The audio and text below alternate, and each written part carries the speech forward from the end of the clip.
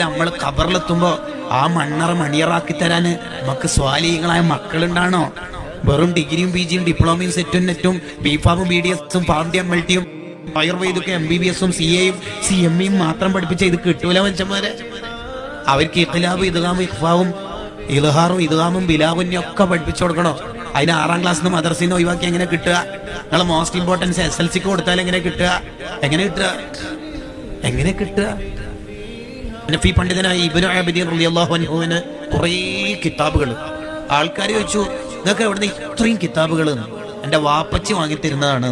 വാപ്പ അത്രയും സപ്പോർട്ടാ, കിതാബ് മോൻ അത്രയും വാങ്ങിക്കോളി എന്നുള്ളിടത്തോളം. ഈ വാപ്പ വഫാത്തായിട്ട് ആ വഫാത്തായ അന്ന് മുതൽ ഇശാ നിസ്കാരം കഴിഞ്ഞാൽ ഇബ്നു ആബിദീൻ റളിയല്ലാഹു അൻഹു ഖുർആൻ പരമാവധി നേരെ ഓതി ഉപ്പാക്ക് വേണ്ടി ഹദിയ ചെയ്യും.